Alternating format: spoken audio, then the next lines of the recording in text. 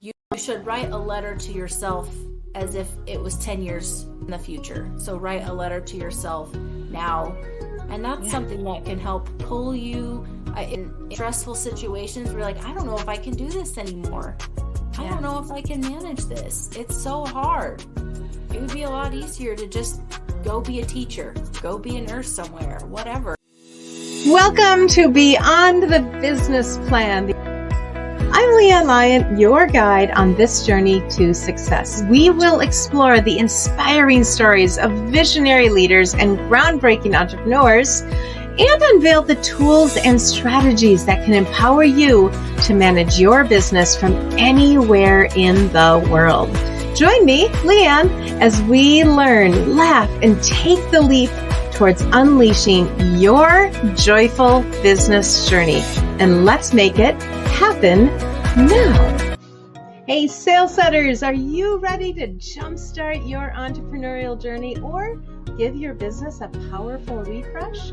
Join us at the next and Restart Your Business Summit, where you'll discover the tools, strategies, and inspiration you need to thrive. Learn more at joyminder.com. That's JOYMINDER.com, and look for the Restart Your Business Summit icon. Don't miss out. Your future business awaits. My guest today is a Candy Pedersen, transformational coach and founder of Heart and Backbone Leadership Coaching. With over a decade of leadership experience and certifications in Maxwell DISC, ATD coaching, and Maxwell Leadership, she empowers nursing leaders to build confidence, improve communication, and thrive under pressure.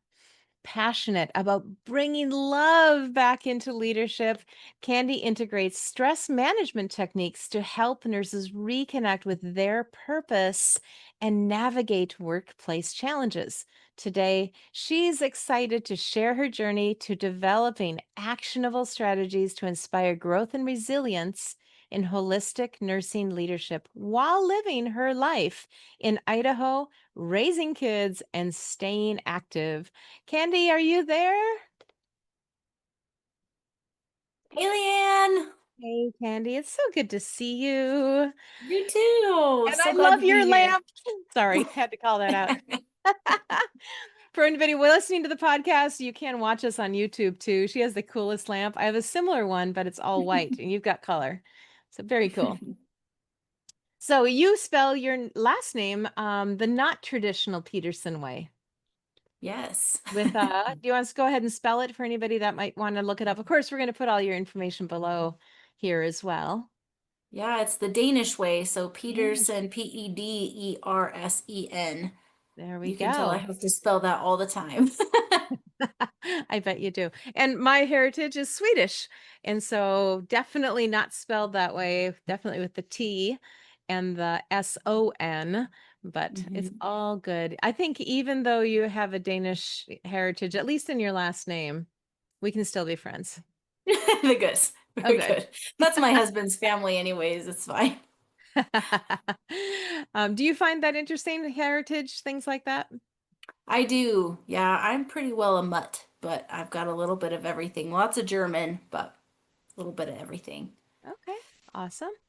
And what do you like to do? I mentioned in the intro that you like to stay active. What kind of things do you like to do to stay active? Starting first of the year, I decided I should start powerlifting. So that's fun. I've been doing that. I've got my first competition coming up in June, so that'll be interesting. And then I do a lot of stuff with outdoor, anything hiking. I mean, we're in the mountains, so hiking, fishing, camping, all of that kind of stuff. Love just walking. I feel like that's a huge stress management technique. So all of those kind of things I really like.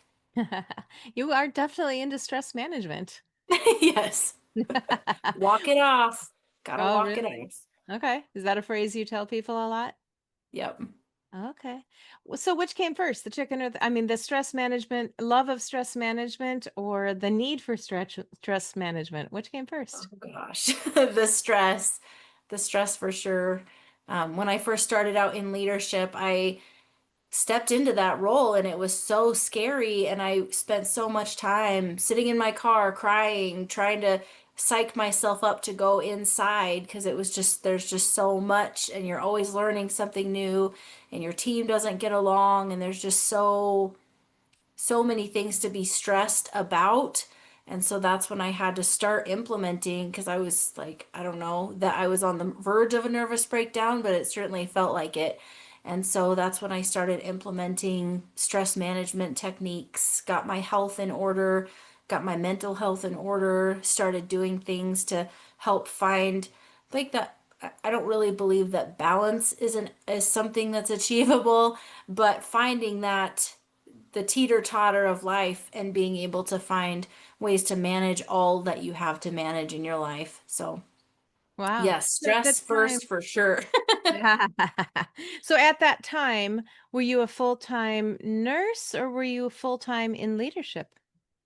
Full-time leadership. I mean, full-time nursing is hard, but it's not the same kind of hard as when you're managing people and in charge. At least for me, um, I found a lot of just joy and fulfillment, still stressful days, and still definitely a need for the stress management piece, but it was really the leadership that um, didn't, you don't really learn that. And that's why I wanted to start doing coaching because you don't really learn that. You learn how to be a nurse, but you don't necessarily learn how to be a leader. I feel like that's the way with a lot of leadership roles in different positions throughout the world where, you're really good at your job. So obviously that means you can lead other people doing that job, and that's just not true.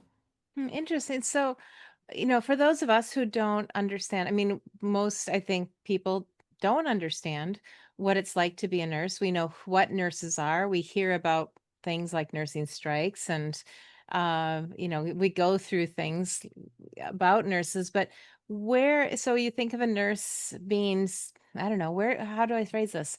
Um, Leadership. Not every nurse needs the leadership strategies, but some nurses do. Am I right with that or am I wrong? Personally, I feel that all nurses are leaders in some capacity. And in some ways, like they teach you how to delegate tasks, like what tasks you can delegate and things like that in nursing school.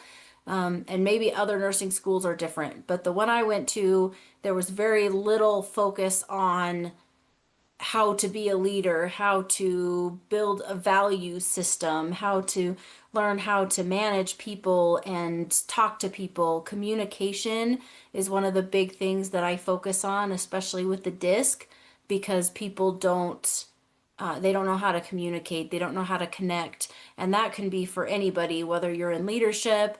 I've kind of shifted my focus a little bit since we spoke last time to include I'm working on an entrepreneurial program to help entrepreneurs with, that's a hard word for me to say for some reason, but to help to help them because you kind of same kind of scenario where you move into this entrepreneurial role and then you're building this business and then you start to hire people and then you find yourself in this leadership role.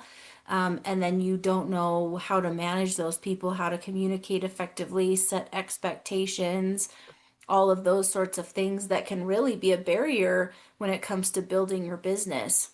Absolutely. So, um, I think there's a little bit of leadership in nursing just as a whole because you have, support staff that you work with. But then when it comes to actually leading other nurses, that's I think where it gets most complicated. Now, you may not know, but my dad was a nurse Oh and yeah, I he remember became an that. RN back in the 70s. At that time, it Mhm. was only a 2-year program.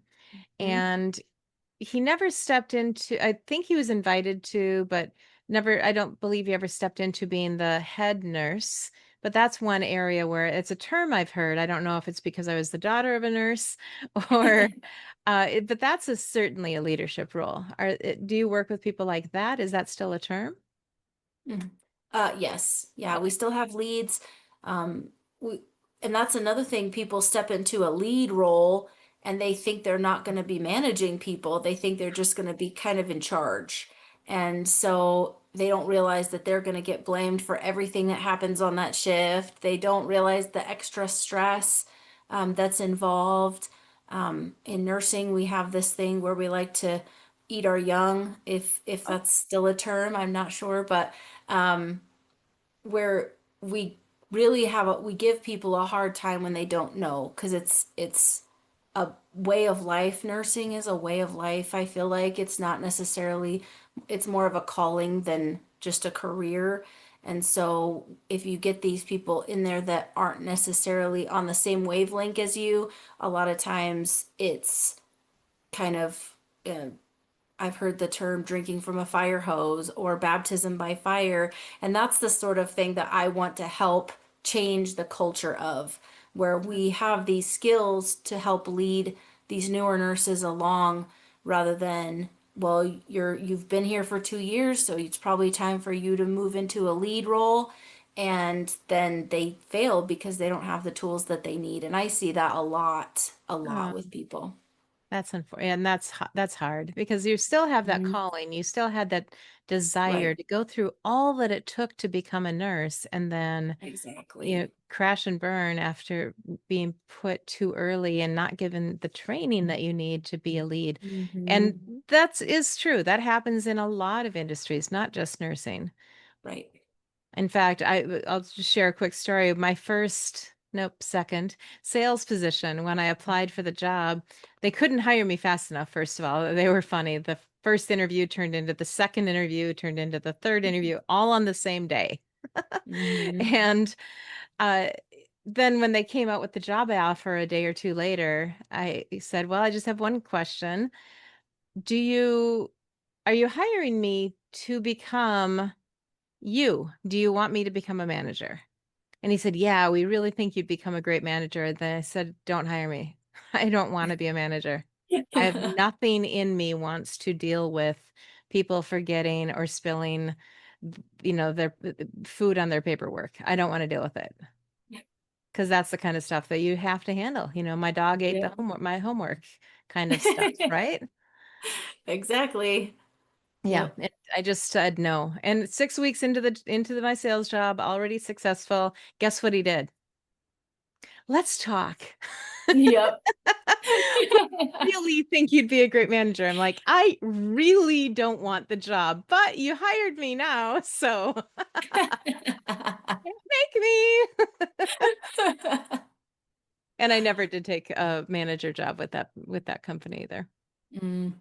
But yeah, sometimes knowing what you want to and not want to come up with, but being upfront with people is, I mean, I think people just don't know. They think management is going to be fun. Like you said, that it's going to be about being in charge and getting things done their way, but it's not really quite so much like that. No, no. In fact, even entrepreneurship isn't really like that. People say, "Oh, I want to be an entrepreneur. I want to do what I want, when I want, where I want, how I want." And that's not quite the way it is either. How long have you considered yourself an entrepreneur? Well, when I was about 12 years old, I Well, there you went go. behind I went behind my parents' back and started a lawn mowing company. And me and my little brother, and we rode our bicycles and we pulled the lawnmower like by the handle behind, and it was my parents' lawnmower. This is the part where we went behind their back. And so, I mean, this was back in the 90s. So we pulled our lawnmower behind our bike, and we had one client at that time, but we made flyers. We went around the neighborhood and knocked on people's doors and gave out flyers, and we had a pretty decent little lawn business for a few years. After my mom found out, she was a little upset, but she found out that year. To be fair, it wasn't like we were too sneaky about it. But that's when I started getting that entrepreneurial spirit. And then just growing into that, and doing the thing you're supposed to do, right? Go to college, get a job, do for nursing, it's not really 8 to 5. For leadership, it is for the most part, but have that steady, stable job where you work. But, people don't go into entrepreneurship because it's easy. That's not the easy route. Maybe they'll start it because they think it will be easy, to your point, but they don't stay in it because they're going to find out really fast that it's not as shiny and glamorous as they thought it was. And so then it's really quick to burn out, and you're not equipped a lot of times to handle what you're expected to be able to handle. And so that's why so many businesses fail, because they don't have that foundation of that kind of grit and resilience that is needed to continue on when things get hard, when you hit those dry spells, when you feel like I just want to do something else, or maybe it's time for me to pivot, And I fight myself with that all the time. And staying true to your why and understanding what brings you here, what made you start that business in the first place, is so important. And so for this business, I've been an entrepreneur. I started Heart and Backbone Leadership in September of 2023. So about a year and a Excellent. half. So, so many questions from what you just shared. But first one is, so what do you love about being an entrepreneur? What for you is what do you love about it? You've been doing it for less than 2 years in this particular position with this company of your own. Mhm. So what is it that you love? I love being able to make a direct impact on people. I feel like you can do that in some of these leadership roles and some of the jobs that I've had.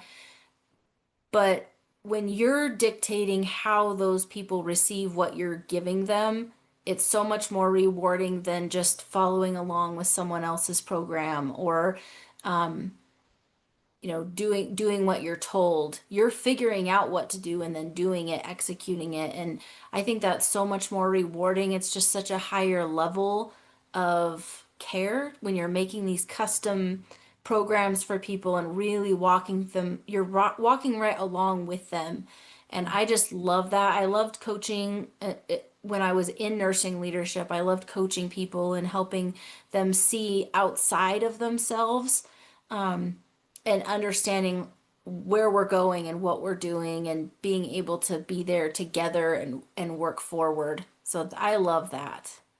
Now, when you said when you were in nursing leadership, what is that? Can you define that? Does that mean when you were working in the nursing capacity? hmm So I was branch director and then a director of operations. So I was regional and then at a local level in my nursing career. So just being able to work with teams, work with other leaders, uh, and having that experience, I'm able to bring that experience to my coaching as well. Excellent. Got it. So before 2023, I mean, well, actually, I'm going to go back even further. You mentioned I love the story that you started when you were 12, because, yeah, I was selling stuff when I was 8.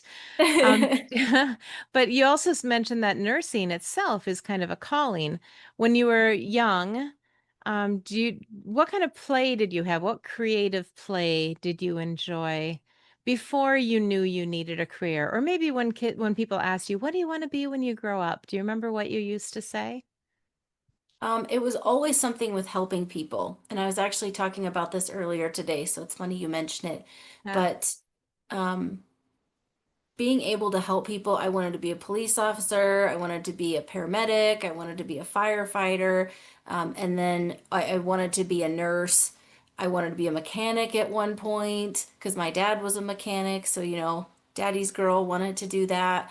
And so being able to do something that really impacts someone else's life has always been something that I'm passionate about.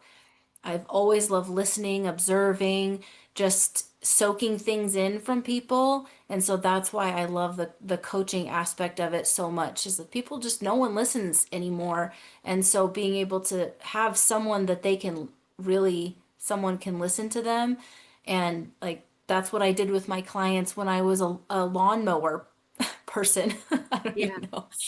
When I used to That's mow awesome. lawns, we would sit and drink their caffeine-free Diet Coke and listen to their stories, and we loved it. And that's where I kind of think the nursing stuff came into play where, and I did home health. So same thing as I was doing, just not mowing their lawn anymore, being able to go in, sit with them, really absorb some of that. And I still do some of that because I can't, like I said, it's a calling. You can't give that up. But I also really love my business and what I'm doing here too. Well, I agree. You can't give it up. My calling was in my play was to be a teacher. And I would play school. Well, I eventually got my teaching degree. I became a teacher for a time.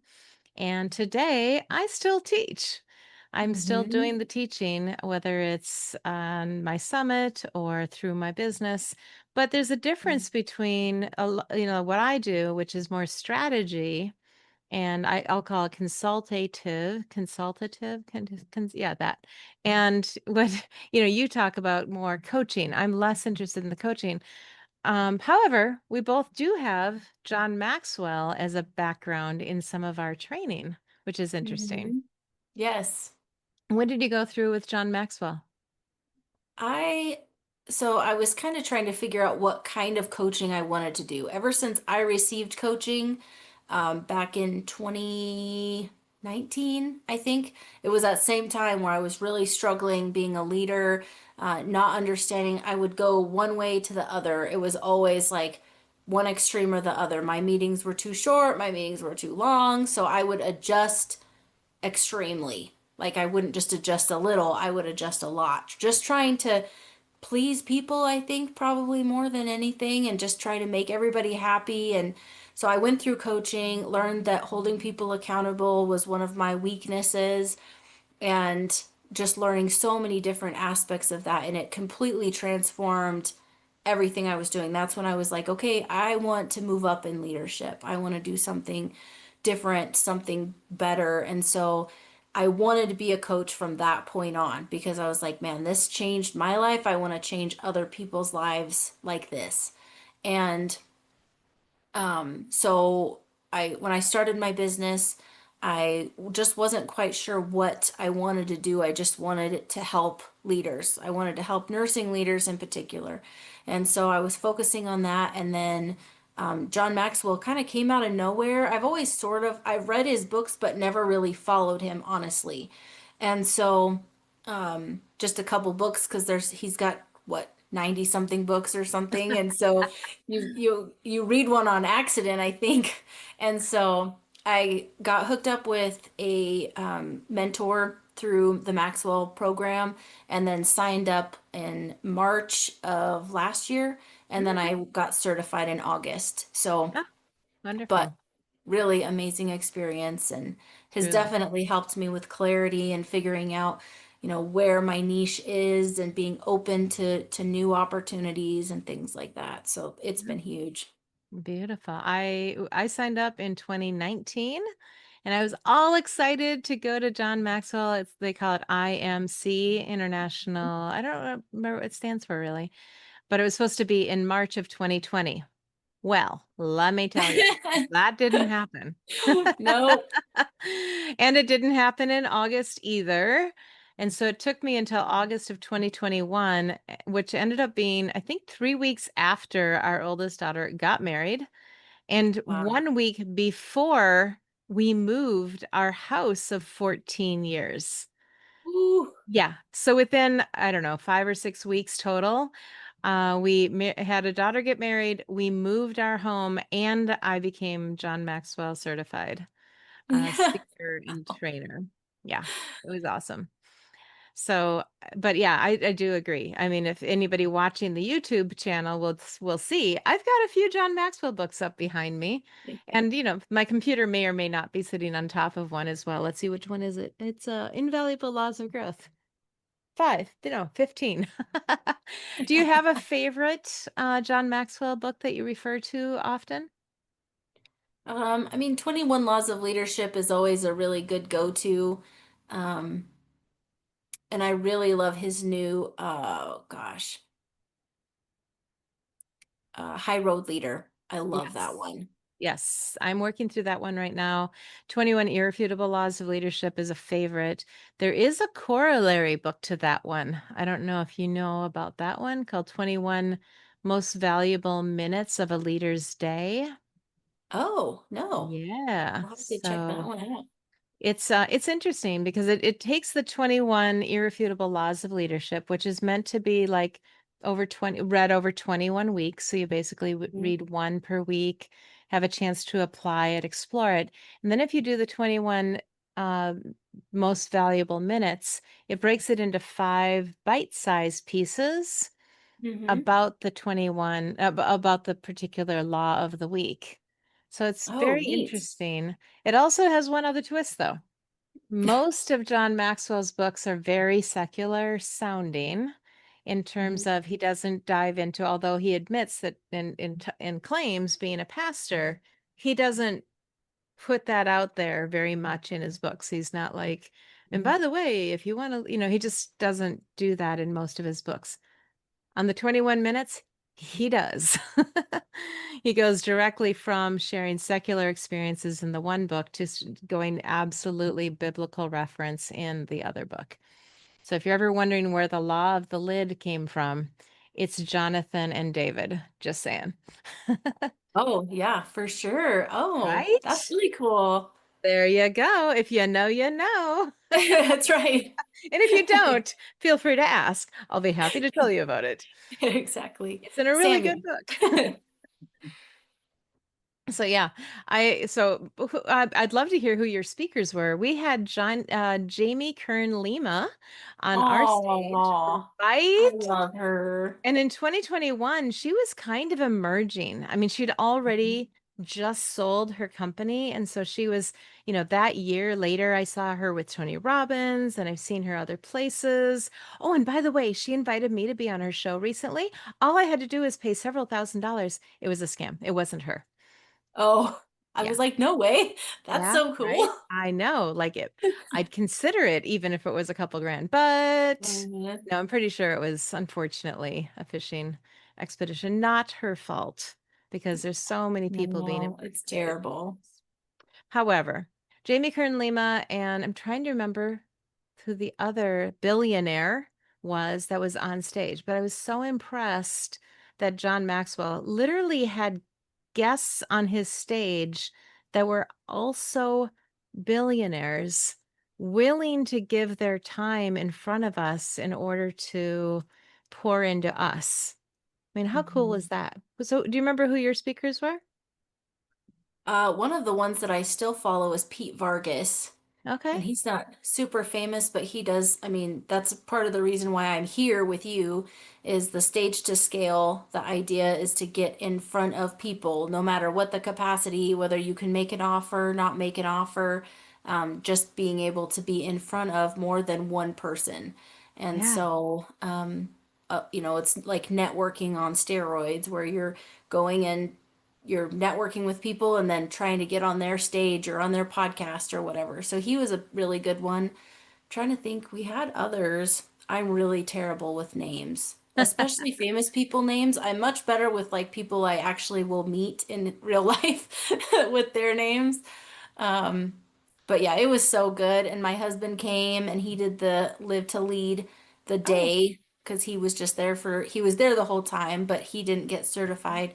He just did the one day. And then I'm actually helping with our local Live to Lead oh, good. um, in Pocatello. So it's pretty cool. Excellent. Yay. Yeah, and Yeah. Live to Lead is just for anybody listening, is an annual event that usually takes place in October. Am I right? Yeah. Yeah. Yep. So it's an annual event. It's like you can get together, look for it in your own community, or I think you can do it online. So if you want to do it with Candy, reach out to her because I think, will you do yours virtually or is it only in person?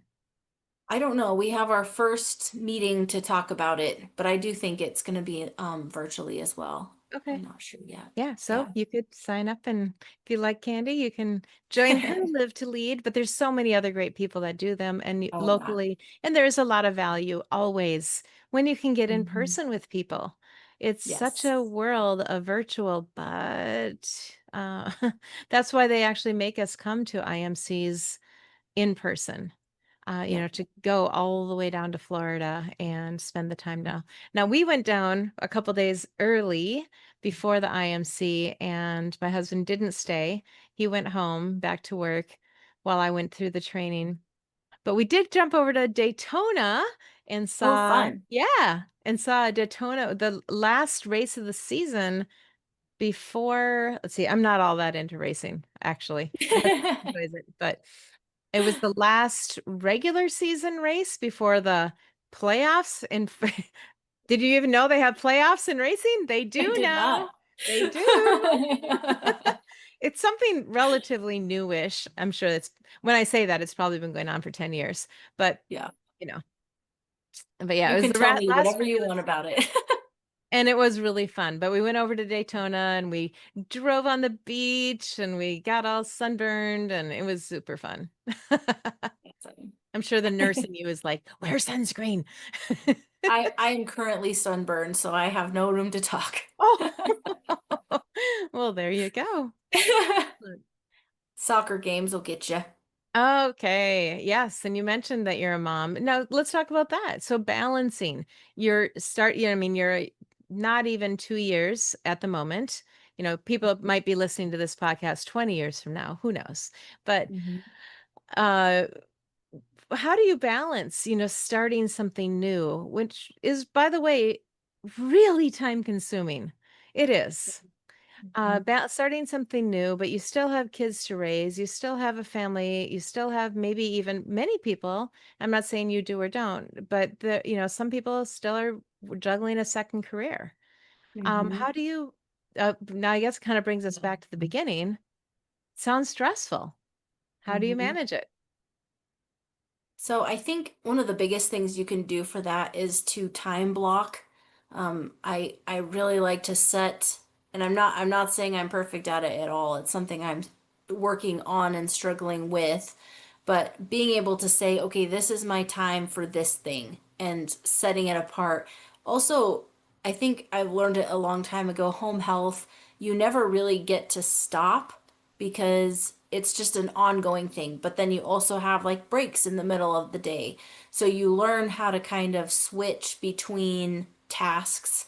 Like if you have time in the middle of the day to run an errand because you're already out seeing patients, you can do that at least at most companies, as long as you're still available to go see the patient. So I learned to kind of categorize my brain, I guess is the best way to put it, to where I can kind of switch between tasks, switch between things. And one of the things I've noticed with my kids is like my daughter wants to start her own business. She's 11. So she's watching me and seeing that it's possible, number one, to do more than just the normal day-to-day stuff. And I eliminate anything that is pointless, pretty much. I work out, I eat, I, shower, all of that stuff, sleep, try to sleep. And, but I don't spend a lot of time scrolling. I don't watch TV hardly ever because it's just so much time that you can put into other things. And we've done, I don't know if you've heard of 75 hard, but we've done 75 hard a couple of different Wow. times. And so, and I'm actually on it right now, actually, um, day 21.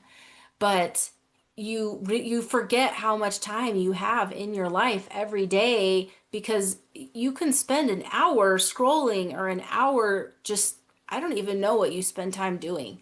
But when you are forced to fit things in that you have to fit in and it's non-negotiable, then you just do it and you tell yourself you can do it. The Magic of Thinking Big is another really great book for learning that, where it's just about your mindset. What are you capable of? And tell yourself that. Don't be telling yourself, I'm so stressed, I'm so tired, and you're just speaking those things over yourself. So then your mind's like, okay, I guess we're stressed and tired. And so I don't, I'm not saying don't deal with your feelings, but being able to say, okay, here's my feeling. I'm going to deal with it, but I don't have to own it. I had Yeah. this feeling of stress. I have this migraine today, or I didn't sleep good last night, or whatever. You're able to acknowledge that, but then move forward, knowing that that's not your identity, that's not who you are, and the person that got you to the point that you are right now isn't the person who's going to get you to the next step. You have to continually grow and develop yourself.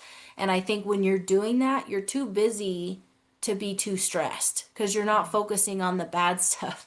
You're focusing on the good stuff and habit stacking and being able to look for the positive in every situation. I think for me is the best stress management because there's always positive, just like there's always negative, and you can choose what you decide to focus on, and that changes your whole life and perspective. Yep. Sometimes you win, sometimes you learn. Lose and you learn, and when you lose, you learn, and when you lose, you grow, and I Yeah. don't know. Yeah. I don't even have Just the look word at it lose. different. I don't Yep. even have the word lose in my vocabulary. I win or I learn. I win or I learn. Okay. That's it. Yep. Those are my only options. But yeah, I think, it's interesting. I'm reading a book right now called 4,000 Weeks. That, by the way, is about how long the average human life is, which is for many people surprising that it's that few. If you were Mm-hmm. to guess how many weeks you're expected to live, many people guess more like 400,000 or something crazy, but it's only Okay. 4,000. And so the subtitle of the book is, I believe, Time Management for Mortals. Um, I'm struggling with the book a little bit because it's very philosophically heavy.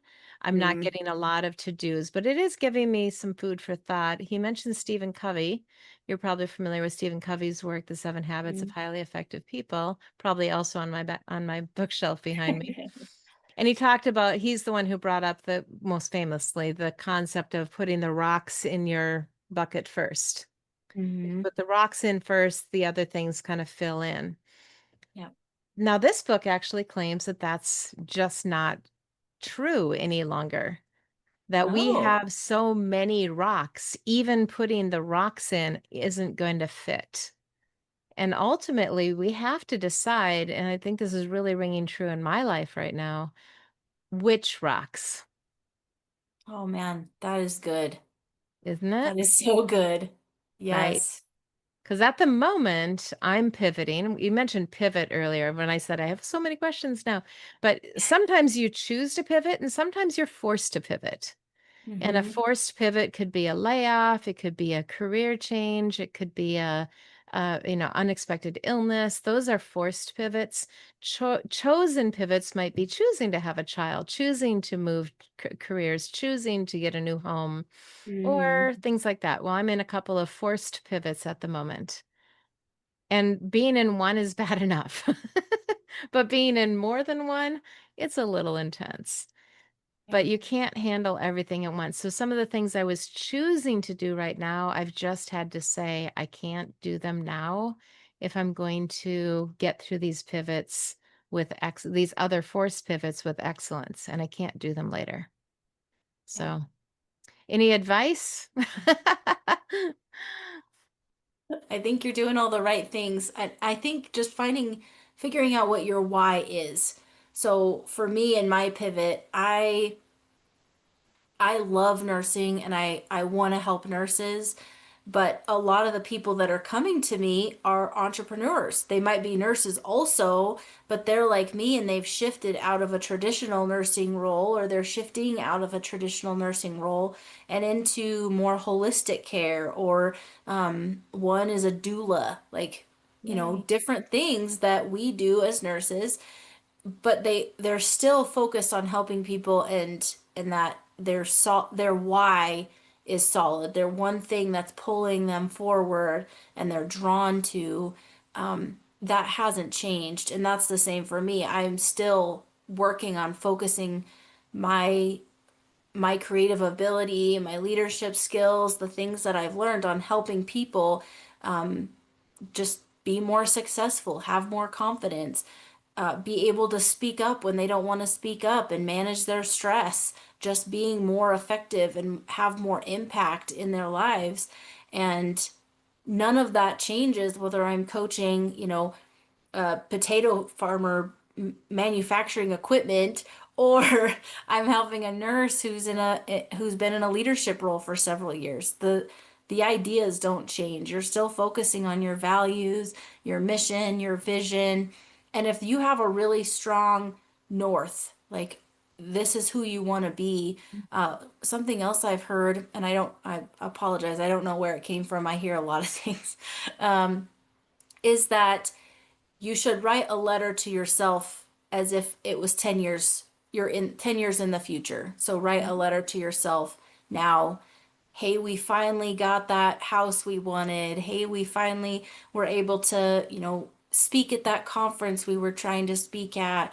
We were all of those things. Like I couldn't get through half a page and I started crying because I was so moved by the direction I'm going. And that's Yeah. something that can help pull you. If you haven't done it, I would strongly encourage that. That's my advice. Be, because it's so helpful in bringing even those stressful situations where like, I don't know if I can do this anymore. I Yeah. don't know if I can manage this. It's so hard. It would be a Yeah. lot easier to just go be a teacher or, Yeah. go be a nurse somewhere, whatever. But there's more to it. And I just believe God created us for more if He called us to more. And so do that more and keep pulling yourself along, even when it's hard. I agree. And it's funny, I'm in a forced pivot and then another thing piled on.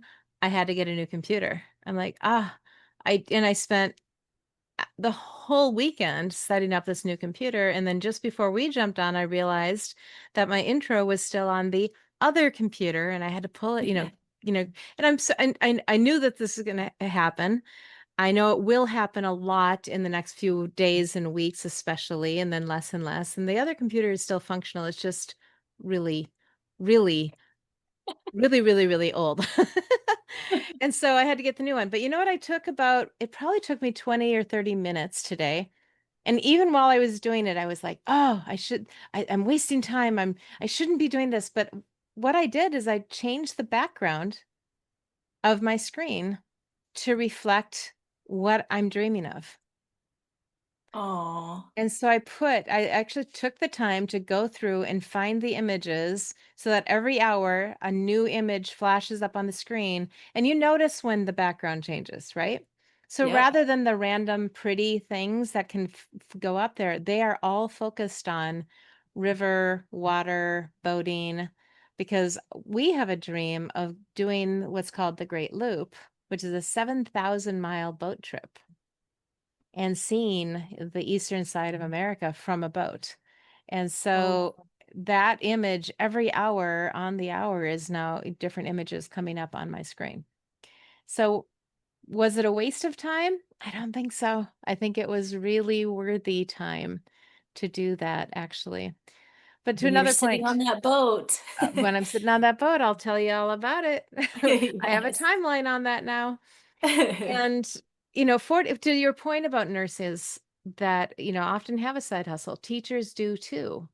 A lot Hmm. of us do, not because we want more to do, because nursing is exhausting, teaching is exhausting. Teaching, especially, at least I know from firsthand experience, can take way more than 40 hours a week. And yet 41% of Americans dream of having a business, of being an entrepreneur and having it full time, Hmm. but only 9% are. Wow.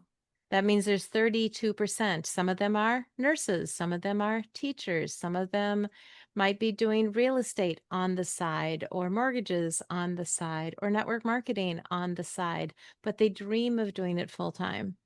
And that's where we can step in and encourage those people. You with your coaching, me with my tools and strategies, that's where we can really step in and help them. So I'm going to invite you to share where people can find you in just a minute. And of course, to our listeners, you'll find the information below how to reach Candy Petersen, how to find me in the comments section of wherever you're finding us, whether it be a podcast or YouTube or on my website. But before we get to that, what would you tell one of those entrepreneurs in that 32%, they haven't done it yet? What would you tell them today? I would say the biggest thing they need to do first is figure out what their mission is and get really, really clear who they want to help, what problem do they solve, and just brainstorm about that. Like I'm in my office, I have a big old whiteboard, and I just, whenever I'm feeling creative or I need to work on something outside of myself, I like to just draw on that thing and have that solid why behind you. Because when you know why you're doing something, when it gets difficult, you're able to keep going. And Yeah. remember that it's all of those little things. It's all of those little boring, monotonous, dumb tasks like filling out your LLC is like, ugh, and doing your taxes and keeping track of all of your processes. And none of that is fun or rewarding. And you're like, oh, I didn't go into this to do these things.